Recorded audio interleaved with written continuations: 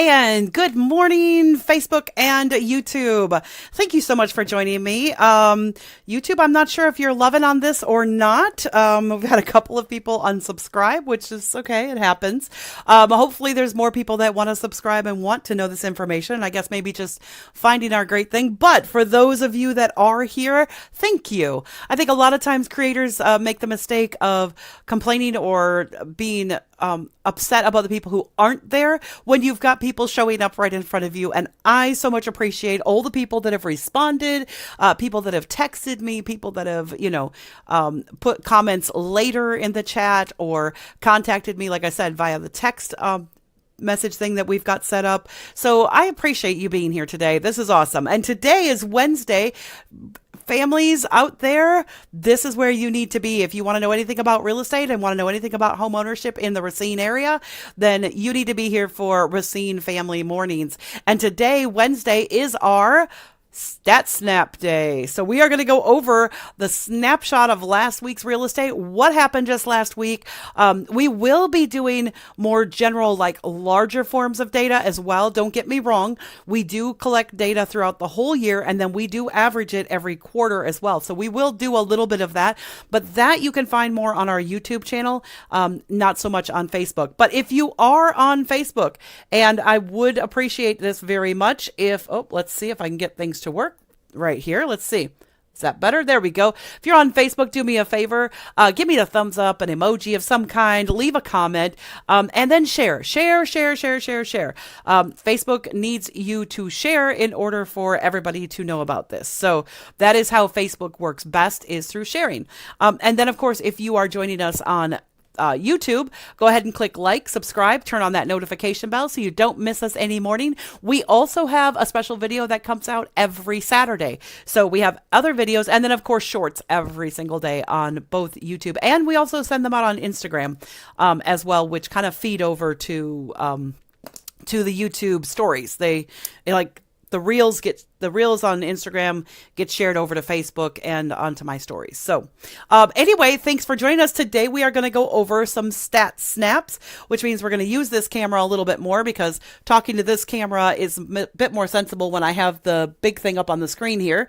But let's just take a look at what happened last week in real estate in the southeastern part of Wisconsin. Now, if you remember from last week and from previous times, we talked about the fact that these stats are specifically for last week. So the homes listed, etc., that runs from Sunday to Saturday through Saturday. So not this Sunday through today, but the previous Sunday through Saturday. That's the week that we look at the listeds, the solds, all of that activity.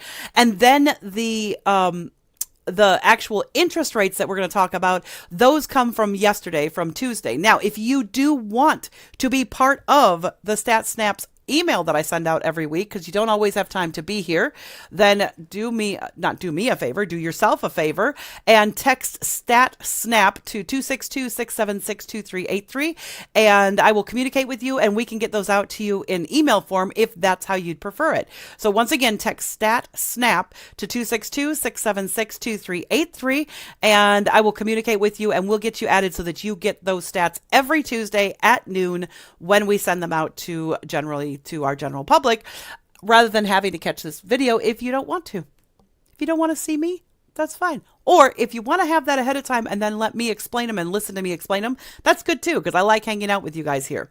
So here we go. Let's talk about our stat snap. So last week, the fixed rate mortgage for a 30-year it did drop a little bit to 6.76. So that's great. Interest rates are starting to slowly come down. Now, I want to put another caveat. I think I said this last week and I will say it every week that I need to. Do not expect that interest rates are going to drop to 3 or 2% like they were before.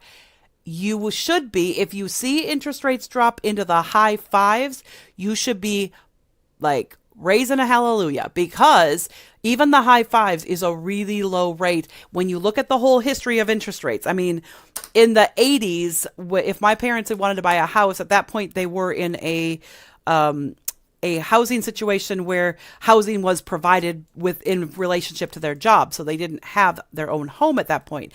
But in the 80s, if my parents had gotten a a mortgage, it would have cost them 13, 14, 15%. And that's very common. Even in the 90s, interest rates were like 10, 9, and 8. So the idea that even 7% is high is really not from a historical. It's actually more what we would call kind of around the average. 6, 7, and 8 are average in the history of interest rates. So if we drop anywhere into the fives, snatch up a house. But what's going to happen is if the more interest rates come down, then what's going to happen is house prices can go up. To be honest, we're right. It's going to match. It's going to match exactly where we are. We're going to just kind of stay where we are pretty much. So if interest rates drop and more buyers flood into the market, what that does is create more demand. If there's still the same supply, then that's what causes that supply and demand is what causes house prices to go up. So we'd really like to keep house prices at their regular up, which is about 5% a year. Every house should appreciate by about 5% a year, which is why over a span of 20 years, you then get an average of about 100%, or over a span of a 30-year mortgage, your house should appreciate to about double of what it was when you bought it 30 years previously. So at a rate of about 4 to 5% a year is a healthy growth rate for a real estate market. We want to see that. What we don't want to see is prices jumping up to 10 or 20. We also do not want to see a crash like 2008 and 9 that was devastating to the real estate market. Not to agents, to be honest. Agents cleaned up during that time. That was like awesome for agents because there were so many houses to sell and we still sold houses, so there were tons of them available to sell. But as far as the public goes, yeah, that was not good for the public in general. So we're not expecting that because our interest rates aren't coming down that much. So I should mention, drop a comment while I'm live and I will answer it live because I can see my comments. Anybody who puts a comment up, I can see it on this screen. So the median home price for 2025 is $337,792. I will be redoing that number next week. You may hear a slightly different number next week because it's right about after this whole first week that we re-up that number and check it against the first 2 months. So it takes about a week and a half for the numbers to roll into the MLS when we do this. So yeah. So anyway, 337,792 is the average right now for 2025. So that's from January and February combined as far as the average price that things are selling at. But we'll see next week because that was actually just from January. That wasn't from February. So we'll see if February dropped a little bit, which it did a couple of weeks, but we'll see what the average is. I will say that last week, our average, what was it? Our average last week, hold on, let me get back up here.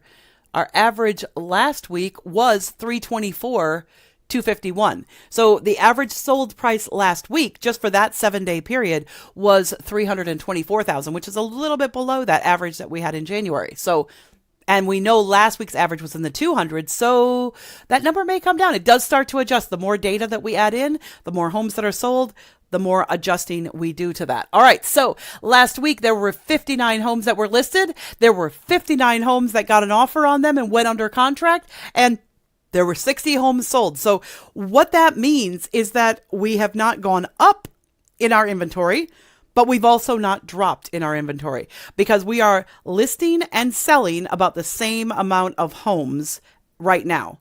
So if we're listing this amount of homes and we're selling this amount of homes, we're having this many homes go under offer. That means we're like staying even in the market. We are balanced in our market right now.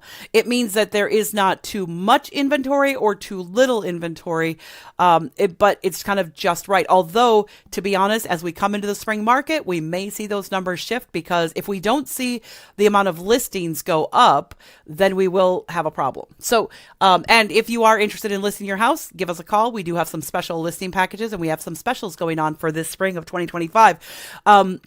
We are trying to do some specialty things for people so they can get their home listed, done, move forward very, very quickly. And we have some things that remove some of the time and a lot of the problems that a lot of people encounter when they list their home. So give us a call. Again, you can do that. You can shoot me a text, 262-676-2383 on that. But let's get back to the stats. So last week, Houses listed, houses sold, houses under offer, pretty much all the same, 59, 59, and 60. That's really, really average.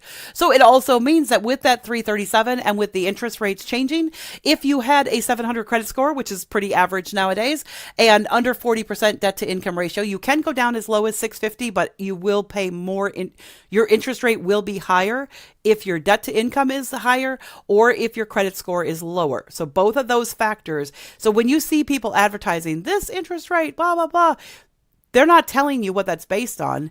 You need to look at the fine print and say, wait a second, is that interest rate that you're advertising based on me? Is it based on somebody at 700? Is it based on somebody who has only 40% debt to income? Or is that based on somebody who has 20% debt to income and an 800 credit score? Because it's really disappointing when they advertise a really high number and then you can't take advantage of it because you're an average person and they're really advertising an above or below average price. Okay. So, definitely pay attention to that. Be really wary of national advertisements on interest rates when you see that, even in print. Be very wary of printed interest rate advertisements. And the reason I say that is because the time it takes to send something to the printer, interest rates fluctuate every single week. So be very wary of a promise that's in actual printed form. Like they send out a postcard, that takes over a month. And a month ago, the interest rates were way different than they are right now. So be wary of anything that is printed just because of the time factor. It's kind of like a magazine. Magazines come out 3 to 4 months later. I kind of ignore magazines on real estate stats because they're so out of date. They're so behind the trends. They're not paying attention to the trends. Okay, so if you were to buy a home that was $337, that average that we sold prices in January, if you wanted to buy this home with an FHA mortgage, your down payment because of the interest rates shifting this week would be $11,822.72. And your principal and interest could be as low as $1,901. Now, that does not count taxes and insurance or PMI, all three things that you would have to include in there. So the $1,901 is really just your principal and your interest. Keep that in mind. The taxes and insurance varies wildly based on where you buy. So, for example, City of Racine has higher taxes and the insurance is about the same, but depends on which neighborhood you're in, though. If you live close to a fire hydrant or the house you're buying is close to a fire hydrant, your insurance will actually be down a little bit lower than maybe somebody who is 3 blocks away from you that isn't as close to a fire hydrant. So keep that in mind. So your taxes will be different from Racine to Caledonia to Wind Point to Mount Pleasant. Mount Pleasant has actually raised its taxes a bit in the last few years. They used to be really a lot better than Racine. They're kind of coming up and equalizing to Racine at this point. They're not really as low as they used to be. Caledonia is still pretty low. Wind Point is one of the lowest in the area. And Elmwood Park also has pretty low taxes. So those are factors you need to pay attention to. What municipality you buy your home in will determine how much home you can buy. Because the more you have to pay in taxes, the more you have to pay in on your payment. And if you're only qualified to, say, a $2,200 payment a month, then if you have to spend a lot of that on taxes, you may have to lower the house price down to where you don't want to. So if you wanted to buy it with FHA, $11,822, so almost $12,000 for your down payment, and your principal and interest would be $1,901. The other thing you need to keep in mind is that if you're going to buy a house with FHA, you also need to plan on that cost for your inspection. I always tell people, we used to tell people budget $500, but in the last few years, inspectors have gone up in price. We now say budget about $750, and you need to budget another $1,000 for your escrow or for your if you're on FHA, you can probably get away with $1,000 or $2,000 or 1%, a couple thousand for that down payment that you need to have cash in hand. Now, the down payment, your escrow money or your earnest money, as we say in Wisconsin, that money does go toward your down payment. So some of that would come off of that $12,000 that you need. The other thing you need to budget for as well, don't forget to keep this in mind, is your buyer's agent fee if the seller isn't willing to cover it, or here's the reality. If you cover the buyer agent fee and the seller doesn't have to, and the seller can take that off, the seller may accept a lower price on their house because it's less money they have to put out of their pocket. It can be a great negotiating point. So I would say that the average person should probably save somewhere close to about, maybe about 20,000 for an FHA, if you really want to have strong negotiating, because FHA weakens you a little bit. So, save up about 20 grand if you can, or your tax return, might be about half of that. I know a lot of people get like 10 grand for their tax return every year. 10 grand is your tax return. Maybe 10 grand is the equity in the home that you already own. That's pretty normal. Oh crap, it's already 9 o'clock, but we've already gone over this. If you want to go conventional, your down payment would be about 67.5, but your payment would only be 1539, and you may not have to escrow taxes or insurance. It's 9 o'clock. I promise only 15 minutes. So I am out of here. Bye for now.